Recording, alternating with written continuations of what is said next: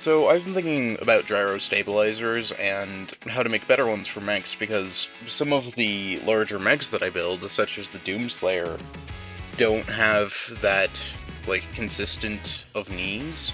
Like if I go like this, it'll kind of bounce around a bit, and then if I go like this, it'll kind of just lean. So I've been thinking about how to make them stronger, and I actually thought, I know it's more space efficient, but what if just using normal gyros and angle sensors is actually, stronger?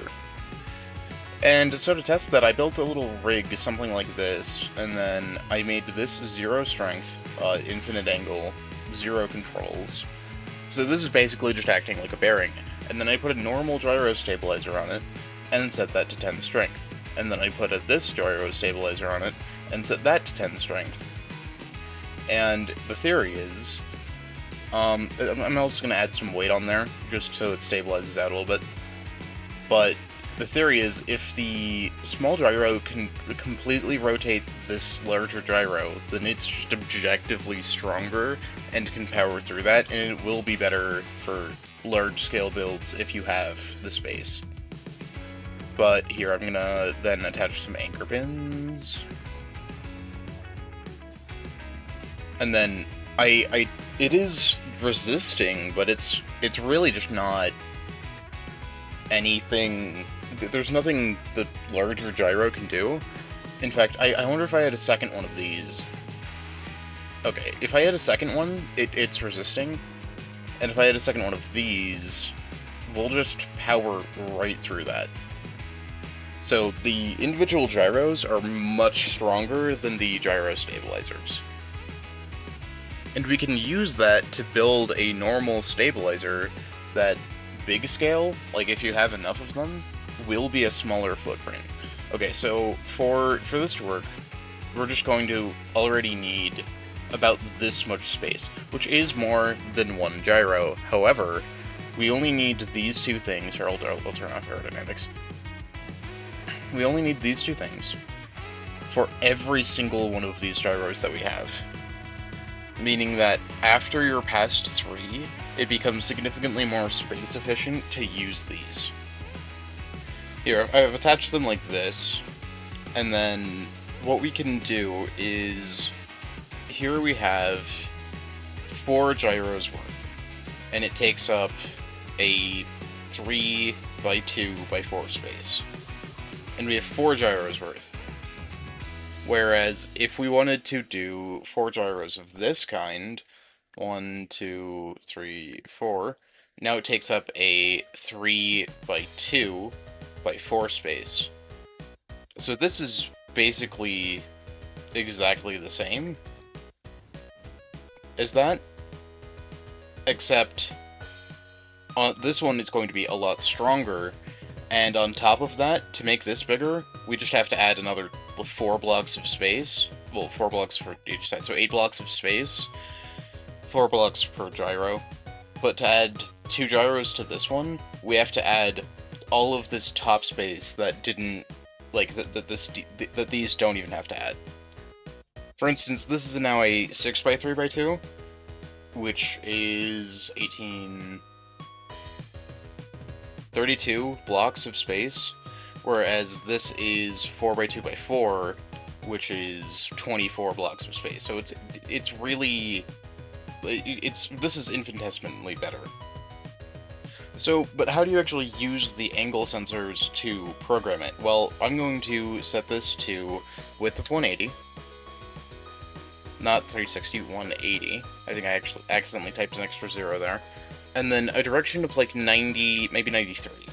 That will cause it to have this little dead zone where it's not triggering, and that's a very stable upright position.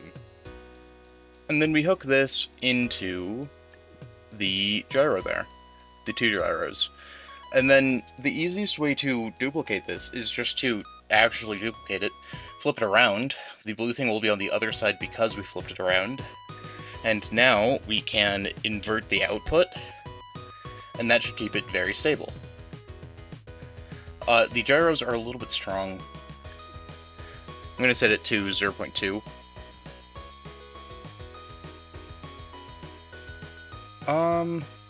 Okay.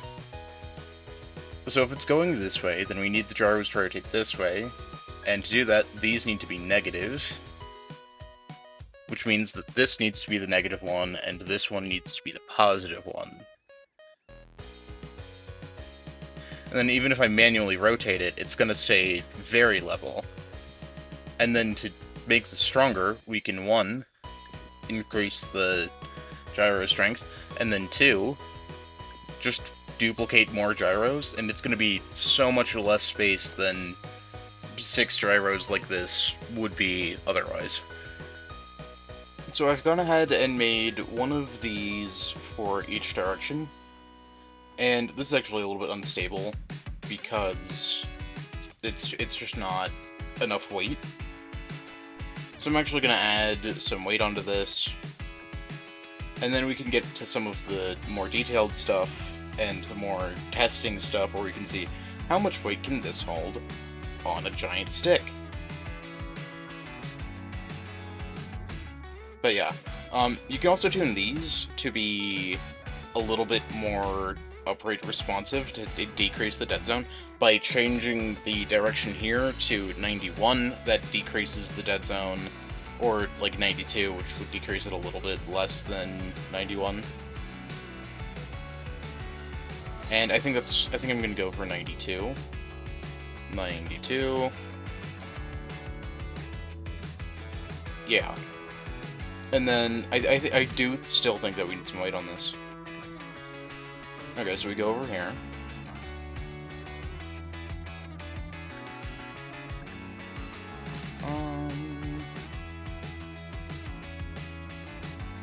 There we go. So yeah, now it's very stable. I'm going to unbind the controls from all of the gyros. And then kind of just duplicate part of this. And then duplicate this over here.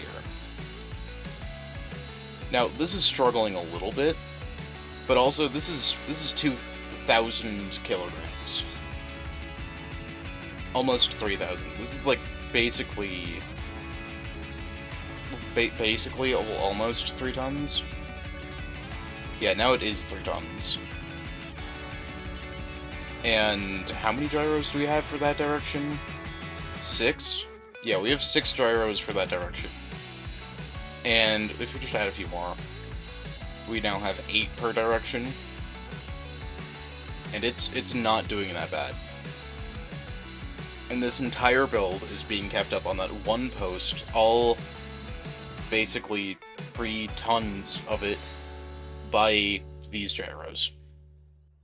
So I've extended the pole and added a few gyros, and it can hold all of that weight from so far out. It's kind of insane. And all I needed was just like a few gyros compared to how many stabilizers we would need otherwise to carry this like that. This is big. Like, this is so much stronger. I am by far not the first person to do this, and probably not even the first person to do a tutorial on this, but I didn't see any. But this is honestly a much better way to use gyros. And I can even, like, rotate the large object, and it's just staying upright, and this is incredibly powerful. Anyways, I hope you can find a good use for this in a build, and I hope you enjoyed watching. See ya!